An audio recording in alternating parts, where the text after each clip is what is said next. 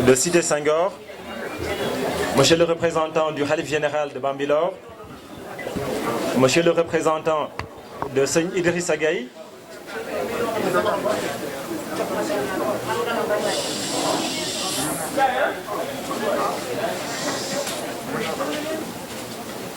Monsieur le représentant du Khalif général de Bambilor, je vous adresse mes salutations les plus sincères. Mesdames, Messieurs de la presse, Mesdames et Messieurs, distingués invités, en vos rangs et qualités respectifs, Mesdames et Messieurs, chers compatriotes, la date du 14 août 2021, quel lapsus, la date du 14 août 2021 marquera l'histoire politique du Sénégal d'un nouveau saut. Elle aura été mise à profit pour consacrer notre rentrée politique et informer l'opinion nationale et internationale de la naissance d'une nouvelle formation politique dénommée Jiital Wareef, le devoir en mouvement. Avant d'aller plus loin, permettez-moi de rendre un hommage appuyé à mes parents, formuler des prières de santé et de longévité pour ma mère ici présente. M'incliner avec respect devant la mémoire de mon père, Feu Alioune Badara Niang. Également, m'incliner devant la mémoire de nos disparus, à qui nous avons une pensée chaleureuse ce jour. Je profite de l'occasion pour présenter mes condoléances à la communauté layène, aux populations de Thiénaba, suite au rappel à Dieu du Khalif général des Layènes, mais également au Khalif général de Thiénaba qui nous ont quittés il y a quelques jours. Nous présentons nos condoléances aux populations de Thiénaba, aux populations layènes, mais également à la Oumma islamique. Et nous prions Allah subhanahu wa ta'ala de leur donner un compagnon de miséricorde et puisse-t-il éclairer leur destination de son éternelle lumière. Mesdames et Messieurs, distingués invités, chers compatriotes, la tenue de notre rentrée politique, vous le savez, est marquée par un contexte sanitaire particulièrement difficile. Nos pensées vont à l'endroit des familles, éprouvées et éplorées par les effets de la pandémie. Cette situation convoque un examen de nos responsabilités à la fois individuelles et collectives. Mais elle convoque également une prise de conscience renouvelée pour ensemble venir à bout de cette pandémie qui n'arrête et qui n'a de cesse de faire des ravages. Comme vous le savez, nous avions prévu de faire une rentrée politique en grande pompe. Des diligences avaient déjà été prises pour qu'elle soit organisée au sein de l'auditorium de Thiès. Mais la responsabilité commandant, nous avons décidé de réduire la voilure de notre événement afin que l'événement puisse être organisé sous le format que vous connaissez actuellement, notamment en utilisant le format digital. Qu'à cela ne tienne, je voudrais donc m'arrêter un instant pour adresser une pensée à l'ensemble des personnes qui avaient tenu être à nos côtés ce jour, physiquement, mais dont la présence n'a pu être possible du fait des restrictions qu'on s'est astreintes du fait de la pandémie qui sévit donc dans ce pays, mais également à travers le monde. Nous remercions mesdames et messieurs de la presse, notamment la 2STV, par le canal et le concours de qui cet événement est retransmis en direct. Chers amis, et vous camarades qui n'avez pu effectuer le déplacement, nous saluons le sens de votre sacrifice, nous louons la portée de celui-ci, sachant que votre absence physique à cet événement n'en réduit pas moins votre mérite et notre reconnaissance de ce dernier.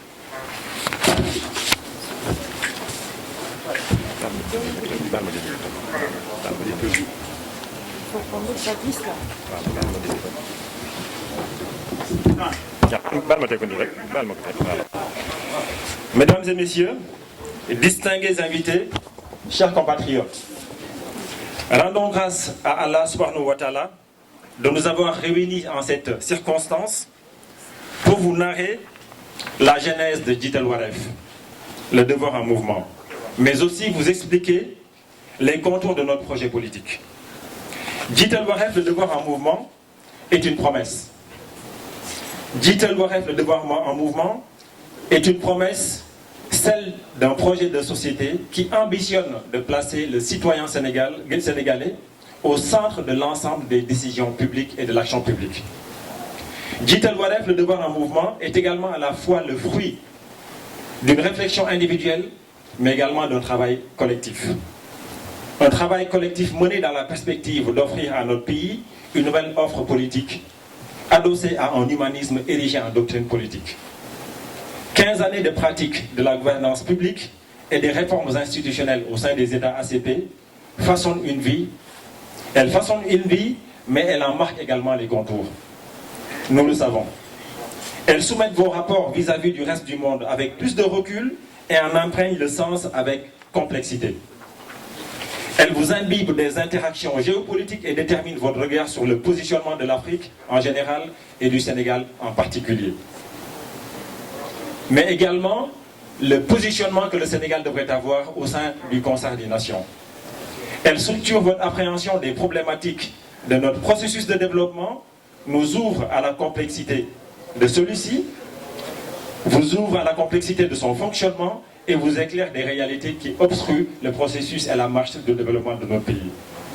Elles placent sur votre chemin des destins qui marquent et qui vous prouvent à quel point la conjonction de compétences de notre pays constitue une chance, sinon la seule, sur laquelle nous devons compter pour asseoir le développement de notre pays de façon durable. Mesdames, Messieurs, distingués invités, chers compatriotes, 15 années de pratique de la gouvernance publique et des réformes institutionnelles vous marquent. Elles vous permettent de toucher du doigt les maux de notre pays avec un prisme qui ne vous laisse pas insensible à leur cause et les conséquences qui en découlent. Elles vous permettent d'entrevoir les souffrances du peuple avec une sensibilité qui ne vous laisse pas indemne. Elles vous permettent de constater la difficile condition des femmes malgré le caractère pourtant éminent du rôle qu'elles n'ont de cesse de jouer.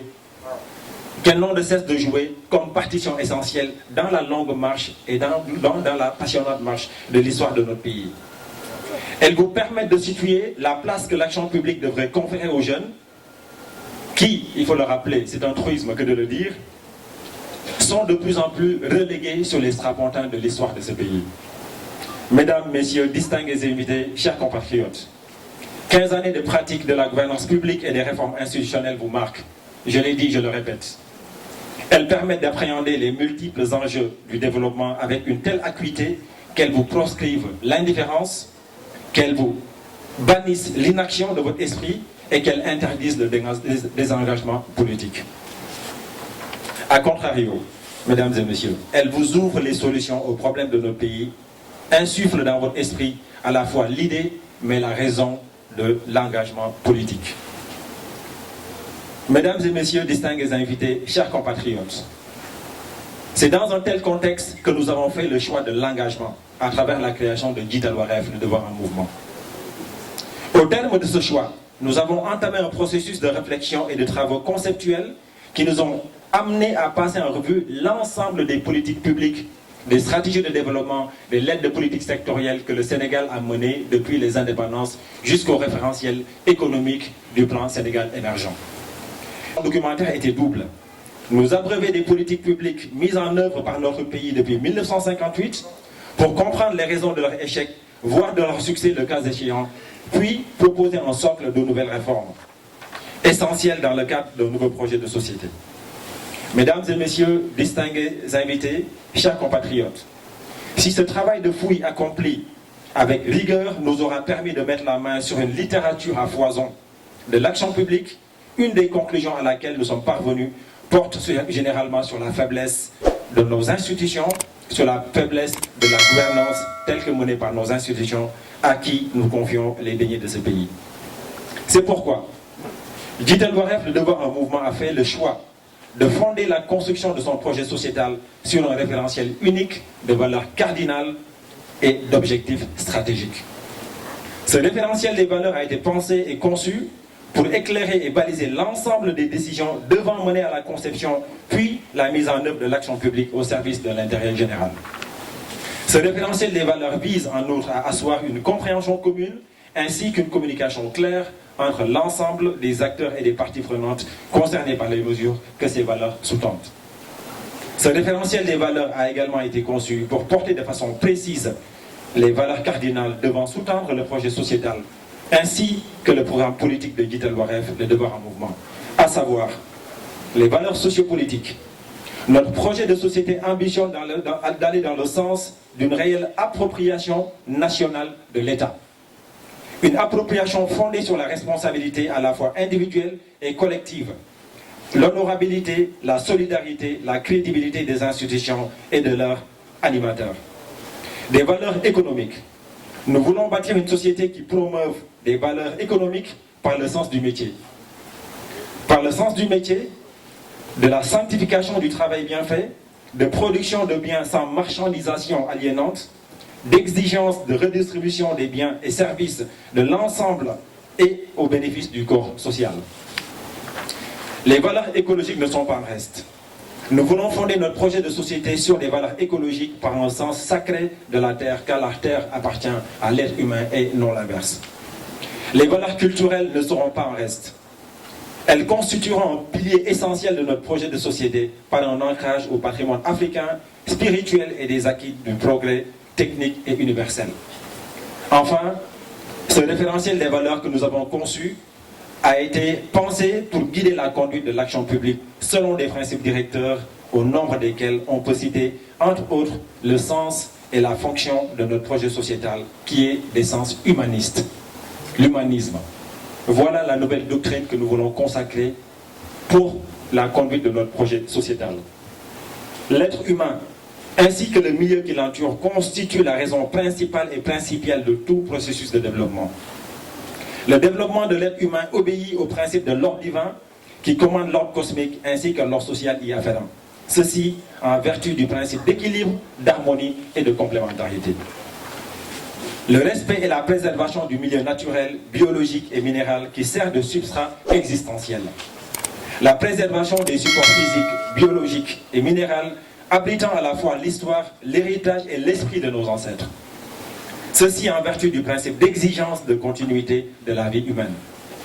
La subordination du pouvoir politique à l'exigence permanente de l'ordre social, proscription définitive et exclusion du pouvoir de groupes humains sur d'autres groupes humains.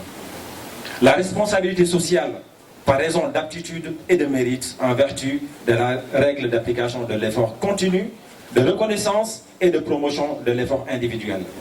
Ce qui implique le sens élevé de la dignité humaine, de justice sociale et d'équité territoriale. Le respect total de l'intégrité de la personne humaine et de sa communauté, dans ses composantes, son esprit, son corps, son nom, sa réputation, ses biens matériels et immatériels.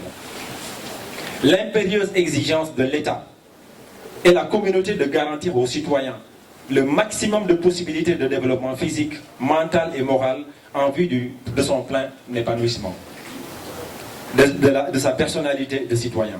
Ceci en vertu du principe d'auto-évaluation, évolution assistée. L'application du principe de justesse, d'équilibre, d'équité et de justice entre les communautés, tout comme celle-ci entre les espèces vivantes de la nature. Ceci implique l'approche terroir comme espace d'équilibre, de stabilité, de paix entre les êtres humains et la nature. La reconstruction d'un projet sociétal fondé sur la conception originelle de l'unité du genre humain. Ce qui implique le refus conscient et permanent de toute forme de racisme, de sectarisme, de communautarisme, d'ostracisme et d'intégrisme.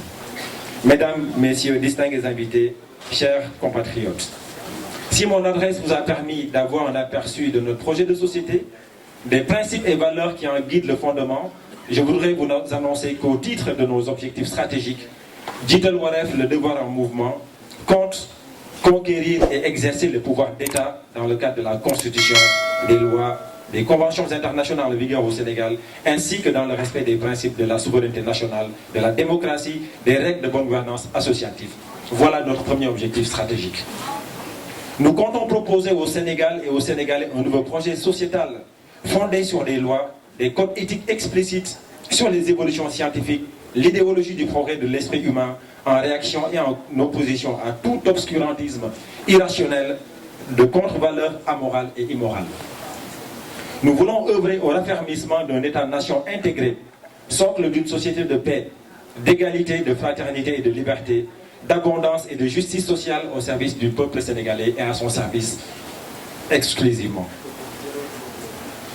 De justice sociale au service du peuple sénégalais. Je le répète une deuxième fois. Nous entendons consolider la démocratie avec une détermination ferme et irrémédiable. Et la même détermination animera nos actions et leur énergie pour la consolidation de la démocratie, l'état de droit, le développement, la sécurité, l'effectivité des droits humains, le respect des principes de bonne gouvernance, la paix et la stabilité de la communauté nationale. C'est à ce prix que Djitel Waref, le devoir en mouvement, engagera ses réflexions dans la conception de l'action publique. Nous veillerons à l'exigence de l'État et la communauté de garantir aux citoyens sénégalais le maximum de possibilités de développement physique, mental et moral en vue de son épanouissement. Nous travaillerons sans relâche à soumettre l'État et ses démembrements à l'exigence permanente de placer le citoyen et l'ensemble des citoyens au centre des politiques publiques qui seront menées dans l'intérêt général au rang, et ceci sera érigé en termes de principes de gouvernance. Notre projet sociétal a été pensé et conçu de manière à revisiter l'espace territorial sénégalais en tant que base de l'équité, la distribution des ressources, des activités, des modes d'occupation du sol, des mégastructures d'équipement, etc. Cette approche sera privilégiée dans le but d'éviter toute logique d'accaparement, de pillage, de prédation et de subjugation économique du capitalisme multipolaire. Nous ferons appel à des processus participatifs de prise de décision et soumettons toute grande décision relative aux grandes options de droit d'usage du sol à des consultations populaires en vue de parvenir à des consensus populaires. La promotion du panafricanisme sera un élément de priorité qui sera érigé au rang de priorité et constituera une stratégie de consolidation de la souveraineté des États africains et du Sénégal en particulier. Cette stratégie mettra en avant la valorisation par l'État et les communautés des langues africaines telles que parlées au Sénégal, à l'échelle nationale, mais également internationale, selon des principes d'égalité, d'équité, d'harmonie et de complémentarité. Mesdames et messieurs, distingués invités, chers compatriotes, nous voulons fonder un projet sociétal qui renforcera et pérennisera le rayonnement international du Sénégal en s'appuyant sur la richesse de son patrimoine culturel, notamment dans son expression plurielle et sa dissémination à travers le monde. Nous voulons fonder la qualité de notre coopération avec les pays tiers selon le principe de respect réciproque des règles de non-ingérence dans les affaires intérieures des autres États. Nous voulons enfin bâtir un projet sociétal où l'État se constitue en autorité fédératrice, suprême comme instrument du peuple sénégalais, démuni de toute démagogie, de populisme électoral, qui garantisse la gratuité de l'accès aux services sociaux de base tels que la santé. Notre conscience nous interpelle et nous parle quand une personne perd la vie, faute de n'avoir pu payer un ticket d'entrée nécessaire à son admission à l'hôpital. Notre conscience nous interpelle, mesdames et messieurs. Elle nous parle quand le viatique et le confort moral, psychologique auquel un patient a droit d'attendre laisse la place à l'angoisse du paiement d'une ordonnance ou des radios prescrites dont les coûts exorbitants finissent par avoir raison de la vie du patient. Notre conscience, mesdames et messieurs, nous interpelle et elle nous parle quand l'empathie du personnel de soins cède à cette indifférence qui ronge le patient et finit par avoir raison de sa vie. Nous ne pouvons plus tolérer de telles inéquités. Nous ne pouvons plus tolérer de telles inéquités. Nous ne devons plus accepter de vivre dans une société dépourvue d'humanisme. C'est pourquoi, mesdames et messieurs, distingués invités, chers compatriotes, Djitel Waref, le devoir en mouvement, est une promesse. C'est une promesse qui porte un idéal de société. Un idéal de société où la lancinante question de l'emploi des jeunes ne serait plus une hantise des politiques publiques. Où l'emploi ne sera plus la préoccupation première de la jeunesse ou des femmes. Où l'emploi sera garanti parce que les options et les choix ne porteront plus sur des considérations politiques, mais sur une vision prospective et réflexive adossée à une véritable stratégie assortie d'un plan d'action rigoureusement suivi. Nous avons l'ambition d'offrir à notre pays une alternative politique nouvelle qui s'inscrive dans une démarche dépourvue de la culture du lucre, tant nuisible au culte de l'intérêt général. Mesdames et messieurs, distingués invités, chers compatriotes, Jitel Waref, le devoir en mouvement, a pour ambition d'offrir à notre pays une pensée stratégique, ainsi qu'une formation politique dont la doctrine sera guidée par des principes et valeurs d'humanisme. Dans un contexte marqué par les maux et les faiblesses en tout genre de notre société, ces principes d'humanisme sont les seuls garants d'une société équilibrée où les contours tenants et termes du contrat social seraient une réalité pour le corps social dans sa globalité.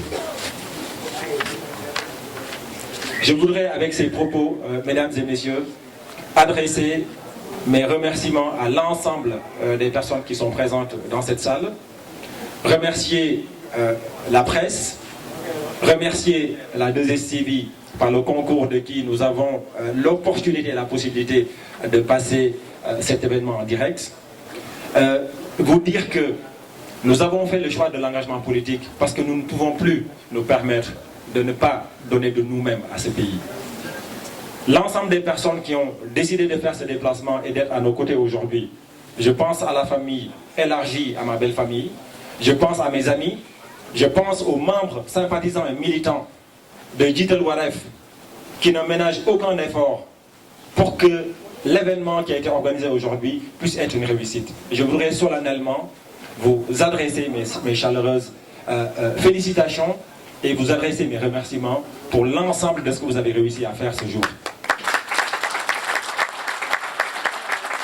Je voudrais également prendre à témoin les citoyens, prendre à témoin la presse qui est là aujourd'hui, pour aussi adresser mes remerciements les plus profonds à mon épouse qui est à mes côtés et qui a été à mes côtés depuis plus de 15 ans.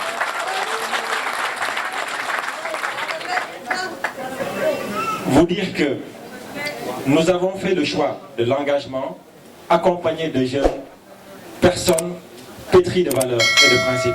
Et c'est ce que nous demandons à l'ensemble des citoyens sénégalais. Venez nous rejoindre dans le cadre d'un projet mené selon des principes et des valeurs. L'ensemble des actions que nous allons mener dans le cadre de notre projet seront guidées par ce souci.